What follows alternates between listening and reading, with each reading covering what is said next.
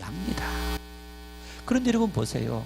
예수님께서 목자라 하셨을 때 내가 목자인데 너희들은 양이다. 그 얘기는 이 목자는 양의 모든 것을 전적으로 책임져 주고 보살피고 다 아는 사람이 목자인 거예요.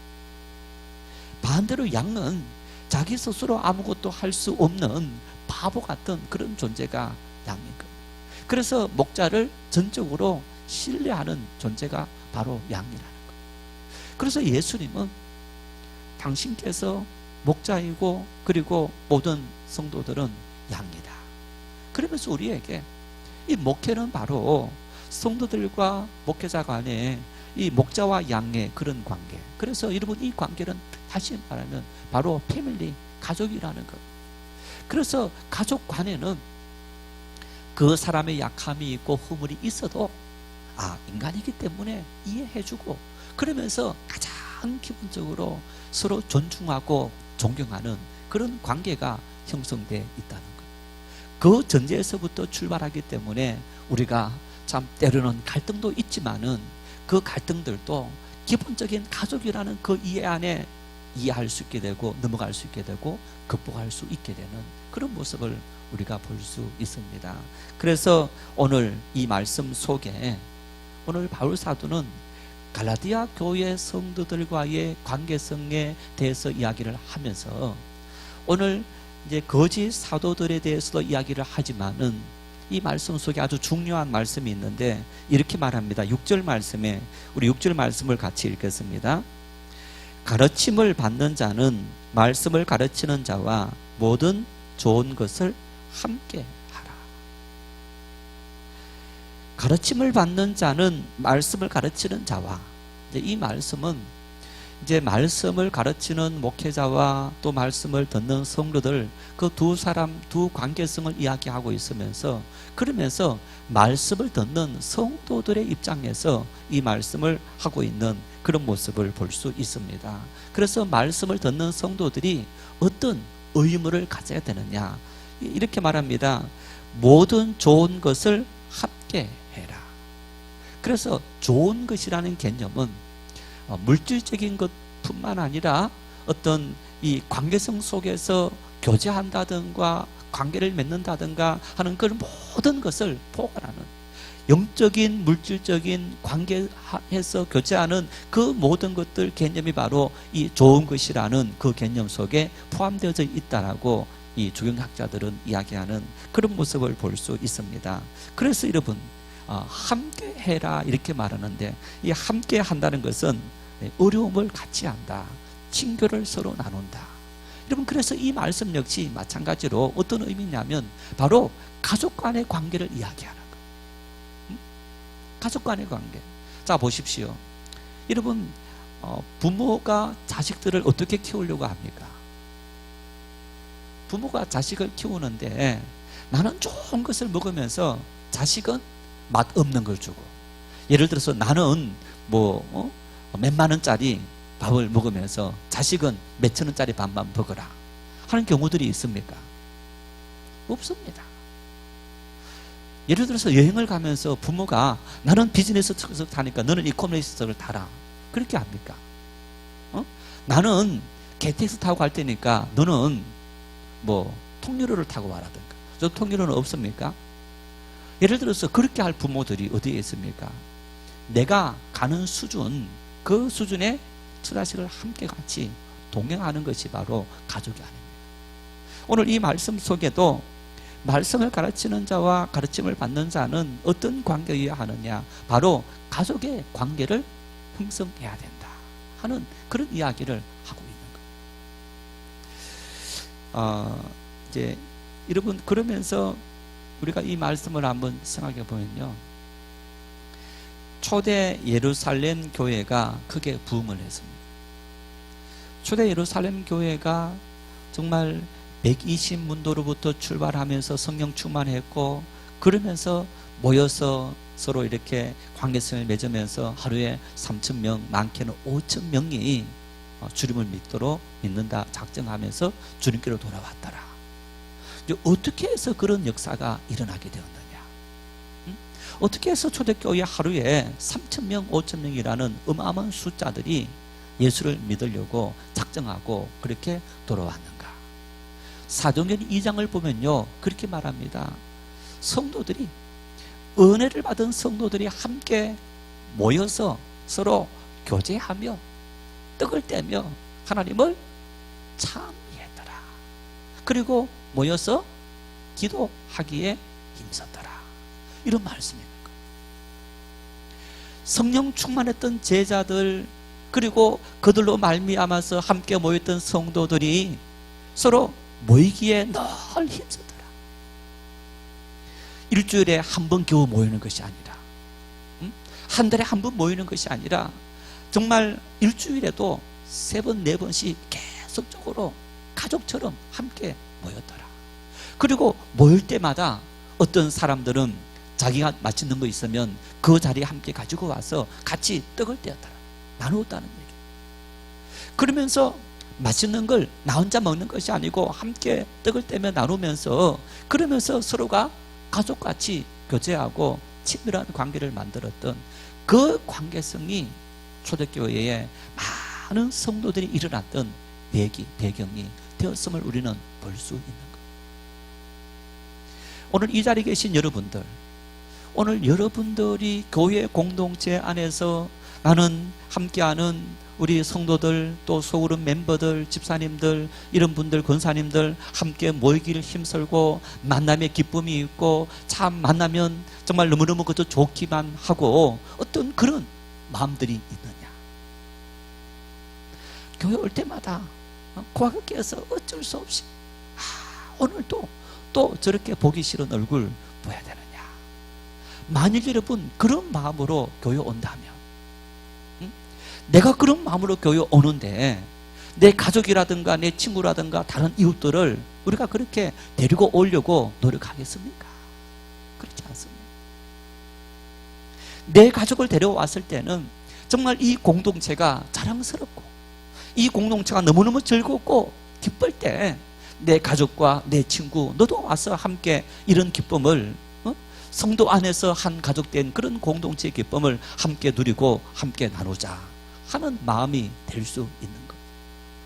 초대교회가 부흥했고 그리고 사람들이 몰렸던 그런 원동력은 바로 여러분 그러한 마음들, 정말 사랑하고 섬기는 가족 공동체가 형성되어졌을 그때에, 그랬을 때 함께 그 속에서 내 기도의 제목을 내놓고 아픔을 내놓고 그리고 기쁨도 함께 나누면서 같이 축하해주고 어떤 그런 공동체가 되었더라. 오늘 바울 사도는 6절의 말씀을 통해서 성도와 또 말씀을 전하는 사역자는 이런 관계를 가져야 된다. 왜 이런 이야기를 했을까? 신뢰가 깨어지려는 위험 속에 있었던 거예요. 왜? 갈라디아 지방에 거짓 사도들이 들어왔습니다. 거짓 교사들이 들어왔습니다. 율법 선생들이 들어왔습니다. 그들이 들어와서 바울 사도가 가르쳤고 그리고 바울 사도가 세웠던 인물, 그런 인물이 아닌 다른 사람이 가르쳤던 것을 따르다 보니까, 그러면서 이 사람들이 어떻게 했느냐? 누구는 잘못됐다, 누구는 잘못됐다, 누구는 잘못됐다. 사역자들이 서로가 잘했다 잘못했다 이런 어떤 욕하고 그러면서 미워하고 그리고 그 사람을 이렇게 깎아내리려는 그런 어떤 모습들이 있으면서, 그러면서 신뢰가 깨어지기 시작한 거예요. 이제 이런 문제 앞에서 바울 사도가, 여러분 그렇게 되면요, 이런 신뢰가 깨어지면 어떤 말씀을 전하더라도 그 말씀은 들어오지 않는 거예요. 이 영의 양식인 말씀을 먹지 않는 것은 음식 먹지 않아서 우리 육체가 비리비리해지는 것처럼 우리 영이 힘을 잃게 되고 우리가 뭘 하든지 기쁨이 없어지게 되는 것. 이런 우려와 이런 염려들 때문에 바울 사도는 성도, 교회 공동체 안에서 하나님의 말씀을 가르치는 자와 말씀을 듣는 자의 관계는 이렇게 중요하다.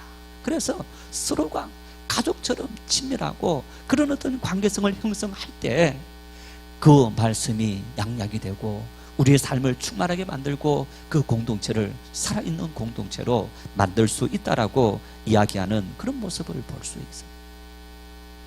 요즘 간혹 이단에 빠지는 사람들 여러분 뭐 간혹이 아니라 많이 볼 수 있습니다. 근데 이 사람들이 이단에 넘어가는 이유가 뭐냐?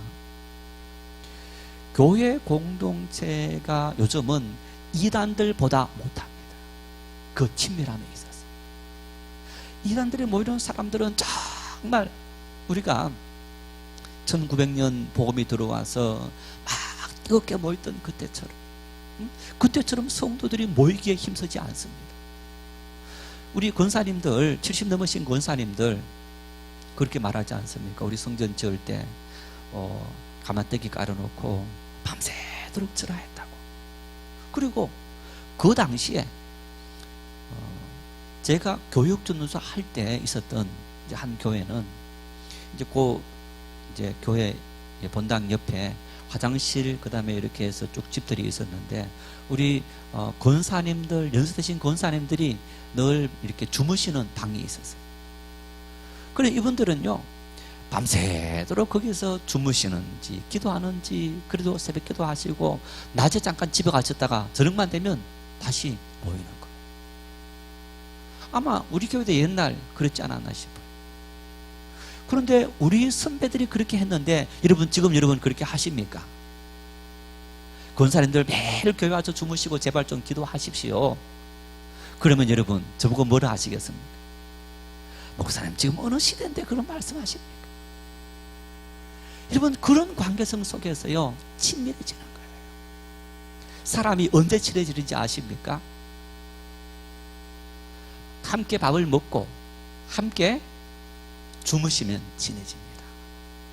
정말입니다. 그래서 우리가 여행을 같이 가는 것이 참 중요한 것이에요. 여행을 가면 뭐 24시간을 함께 있는 거예요. 다 드러나는 거예요. 밤에 주무실 때 저 사람은 몰랐는데 코도 고는구나. 저런 장버릇도 있고 뭐 저런 버릇도 있겠구나. 다 그렇게 하면서 친밀해지는 거예요. 관계성은 바로 그렇게 되어지는 거예요. 오늘날 이단들이 그런 관계성을 그 이단들 자기들 공동체 안에서 똘똘 뭉치는 거예요. 왜? 자기들이 이단이라는 것을 압니다. 자기들은 아니라고 하지만은 세상은 자기들을 이단이라는 것을 압니다. 그래서 자기들은 그것을 핍박이라 생각하고 이것을 이기기 위해서는 똘똘 뭉쳐야 된다라는 그런 의식을 갖고 있는 거예요. 오늘 우리에게는 신앙에 핍박이 없고 역경이 없고 박해가 없다 보니까 어쩌면 우리의 신앙이 굉장히 느슨해지기도 했는데 여러분 이런 때 우리가 어떻게 하면 정말 가족 같은 공동체 자꾸 모이는 그런 공동체가 될 수 있느냐? 성령 충만하고 하나님의 은혜를 사모할 때 우리가 그런 은혜에 충만한 성도 교회가 될 수 있는 겁니다. 자, 이어서 6절 말씀에 그렇게 말씀을 하고 7절에 이렇게 말합니다. 같이 읽겠습니다. 스스로 속이지 말라. 하나님은 업신여김을 받지 아니하시나니 사람이 무엇으로 심든지 그대로 거두리라. 심은 대로 거둔다. 여러분 굉장히 중요한 자인의 진리입니다. 자인의 진리뿐 아니라 이것은 우리 인생을 살아가는 모든 진리이기도 합니다. 사실이고 진리입니다. 신앙의 원리에도 하나님의 원리에도 여러분 오늘 이 말씀처럼 사람이 무엇으로 심든지 심은 대로 거둔다. 이 말씀을 하면서 스스로 속이지 말라. 하나님은 업신여김을 받지 아니하시나니 이렇게 말합니다. 업신여긴다라는 얘기는요 경멸과 조롱의 대상이다. 너희들이 감히 하나님을 경멸과 조롱의 대상으로 만드느냐 이런 말입니다. 너희들이 감히 하나님을 경멸하고 조롱하는 그런 행동을 하느냐. 이 말은 자 갈라디아서의 전체 주제가 무엇과 관련되는 내용입니까? 거짓 교사들이 나타난 거예요. 거짓 교사들이 나타나서 예루살렘부터 우리가 왔다. 그리고 사도들의 어떤 이 추천서를 들고 와서 보라 우리가 이런 사람이다 라고 하면서 갈라디아 지방의 성도들 그들을 유혹하고 잘못된 길로 인도하는 거예요.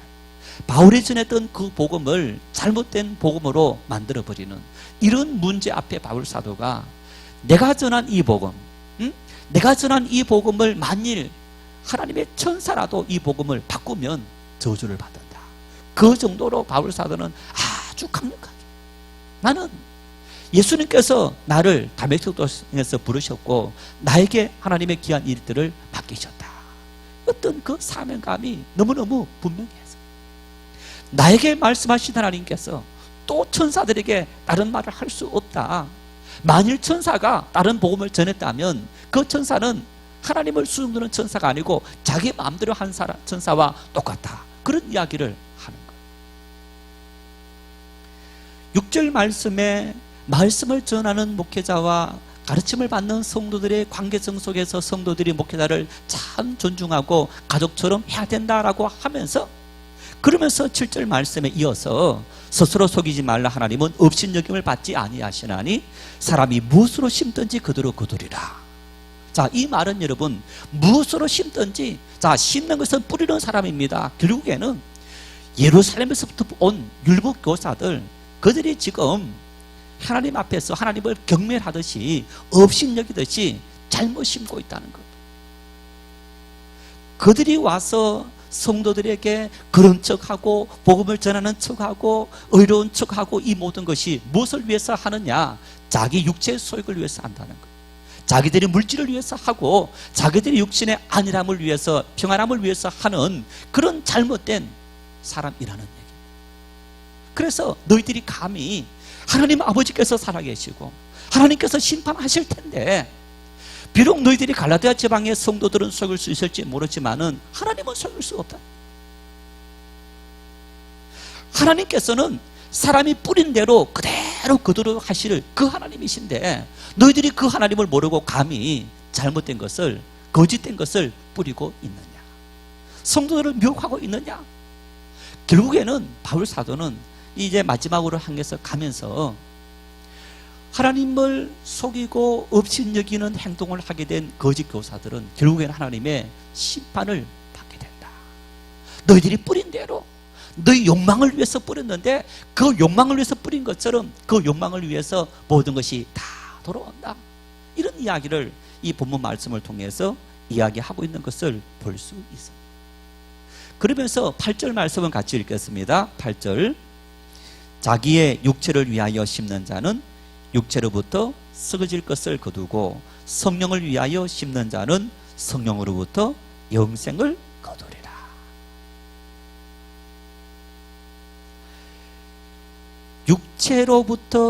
육체를 위하여 심는 자는 육체로부터 썩을 것을 거두고, 반면에 성령을 위하여 심는 자는 성령으로부터 영생을 거둔다. 갈라디아 5장에 지난주도 말씀을 드렸습니다마는 19절에서부터 23절에는 육체로부터 심는 자는 뭘 거둔다 했습니까? 음행과 술취함과 미움과 시기와 다툼과 그리고 우상 숭배와 어떤 이런 것들, 그런 것들이 육체의 소욕들이고 육체를 통해서 나타나는 현상들이다. 반면에 성령의 열매는 사랑과 희락과 화평과 오래 참음과 자비와 양선과 충성과 온유와 절제니 라고 말씀합니다. 이 8절 말씀은 바로 그런 말씀과 계속적으로 연결되어지고 있는 것을 볼 수 있습니다. 육체로부터 심는 사람은 결국에는 너희들이 잘 뿌린 것 같지만은, 잘 올라온 것 같지만은 결국에는 쭉정이밖에 없다. 하나님은 인간이 어떻게 정말 진실로 진리를 심었는지, 육체의 모든 것을 심었는지 하나님은 잘 아시는 분이시다. 사람은 속일 수 있을지 모르지만은 하나님은 속일 수 없다. 여러분, 간혹 씨앗들을 모아놓은 걸 보면요, 이것이 무슨 씨앗인지 다 구별할 수 있습니까, 여러분? 몰라요. 그런데 나중에 뿌려놓은 그것이 올라올 때 보면 이것이 뭔지 알게 되는 거예요. 씨앗을 뿌리는 사람들이 뿌릴 때 다른 사람을 속이고 자기 마음대로 그냥 뿌려놓았다. 나중에는 다 들통나서 알게 될 일인 거예요. 오늘 이 말씀은 바로 그런 이야기입니다. 너희들이 성도들은 속일 수 있고 갈라디아 지방의 성도들을 속여서 너희들이 대접을 잘 받고 그렇게 할 수는 있겠지만 하나님은 속일 수 없다. 하나님께서 우리가 일한 모든 일에 대해서 열매를 주시는 하나님이신데 하나님께서 그 성도들의 삶 속에 무엇을 드러나게 하느냐. 여러분 문제는 보세요. 한번 뿌려놓으면 그것만이 자라기 때문에 정말 그 성도들이 당할 그 아픔, 그 결과는 엄청난 일이 아니겠습니까? 그래서 바울 사도는 부모의 심정으로 갈라디아 지방의 성도들의 삶 속에 자기가 뿌려놓은 좋은 씨앗들이 있는데 이거 율법주의자들이 와서 그 씨앗 다 뽑아버리고 정말 저주받을 썩어 없어질 그런 잘못된 씨앗들을 뿌리고 있더라는 거예요. 이러니 얼마나 안타까웠겠어요. 자식을 키우는데 부모는 우리 자식이 지금 힘들고 어떻게 하든지 그 자식 잘 되기 위해서 미래에 잘 되기 위해서 막 정말 자식들을 격려하기도 하고 야단치기도 하고 힘을 다합니다. 남은 힘든데 적당히 해.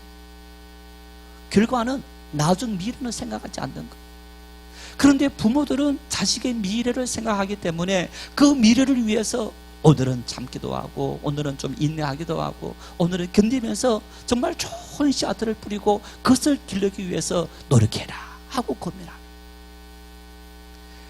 율법교사들은 남 같은 사람들, 결과에 대해서 아무 책임지지 않고 지금 당장 자기들이 누리는 혜택 그런 걸만 바라는 사람이었다면 바울 사도는 정말 부모의 심정으로 갈라디아 지방의 성도들이 앞으로 어떻게 될까, 그들의 성령의 열매를 잘 맺히는 그런 성도들이 되기 위해서 눈물과 땀으로 바울 사도가 씨앗을 뿌렸는데 지금 와서 그 씨앗을 다 뽑아버리는 그런 나쁜 사람들, 그들을 향해서 하나님은 다 아시고 하나님께서 결국에는 업신여김을 받지 아니하시면서 심판하실 그런 하나님이시다라고 언급하고 있는 그런 모습을 볼 수 있습니다.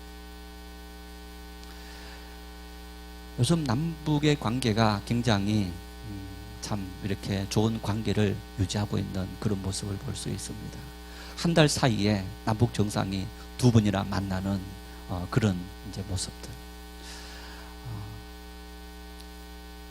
몇 년 전에 한참 된 일인데 북한 이제 아이들이 등장해서 이렇게 이제 예를 들어서 이 옷 누가 줬느냐?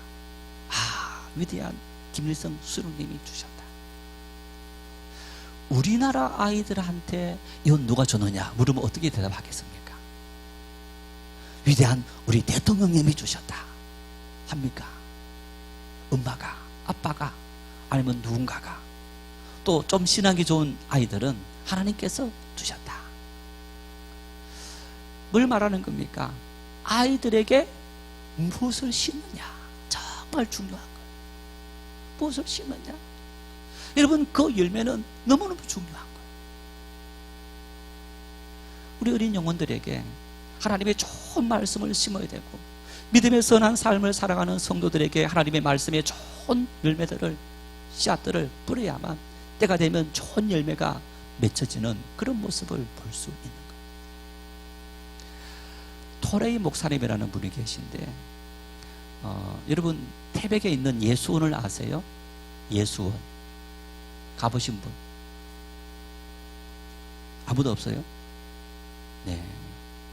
태백 탄광촌, 지금은 뭐 탄광촌보다는 개발해서 이제 탄광 캐는 광석들도 많이, 광산들도 많이 사라졌고 이제 관광단지로, 또 정선에는 또 이 뭡니까 이제 그런 이제 또 사람들이 도박할 수 있는 그런 이제 장소를 만들어 놓고 이제 하는 그런 모습을 볼 수 있는데, 그 태백의 예수원을 만들어 놓은 토레이 목사님의 할아버지가 유명한 목사님이었어요. 이제 이 가족은 그분부터 이제 그 밑에 아들도 토레 대천덕 신부님의 아버지도 목사님이고 본인도 이제 성공의 신부입니다. 그리고 지금은 그분이 돌아가시고 아들이 이어서 예수원을 지금 운영하고 있다고 합니다. 그런데 이제 이 할아버지 그분이 이렇게 그 하나님과 동행하는 삶이라는 이제 그런 책을 썼고 그 책에 이런 고백을 했습니다. 주님, 저에게 먼저 성령으로 충만함을 주소서. 그리고 성령의 인도하심을 통해서 하루길을 걷게 하옵소서. 제가 성령으로 충만하지 않을 때 말하지 않도록 도와주소서. 제가 성령으로 충만하지 않을 때 중요한 결정을 하지 않도록 도와주소서. 제가 성령으로 충만하지 않을 때 함부로 행동하지 않도록 도와주소서. 매일 삶을 살아가면서 여러분 우리는 아침 먹었다고 하루 종일 안 먹어도 됩니까? 때가 되면 먹어야 됩니다. 매일 삶을 살아가는데 우리 사람의 마음은 조변석계가 아니고 순간순간적으로 사람의 마음이 변질되어지고 바뀌는 것을 볼 수 있어요. 그런 이 마음들을 나 스스로가 지킬 수가 없는 거예요. 그래서 이 목사님은 순간순간마다 성령께서 내 모든 마음을, 내 행동을, 내 말을, 내 삶을 다 이끌어 주십시오. 그래서 여러분 다윗이 내 입술에 파수꾼을 세우십시오. 내 마음에 파수꾼을 세우십시오. 오늘 이 토레이 목사님 역시 마찬가지로 하나님께서 성령으로 내 마음을, 내 삶을, 내 말을, 내 행동을 다 의거해 주셔서 내가 어떤 행동과 어떤 말과 어떤 판단을 내릴 때라도 그 순간이 내 육체의 욕망을 따라 행동하고 있다면 성령이여 나를 제어하시고, 그래서 내가 기다렸다가 성령 충만할 때 말하고 행동하고 결정하고 판단할 수 있도록 도와주십시오 라고 기도했다는 것. 참 중요합니다. 지금 살아가면서 순간순간 내린 우리의 모든 결정들 다 씨앗을 뿌리는 것과 마찬가지. 내가 어떤 씨앗을 뿌리느냐? 말의 씨앗을 뿌리고 행동의 씨앗을 뿌리고 그 모든 것을 다 뿌리는데 여러분 뿌린 대로 때가 되면 다 돌아오는 거예요.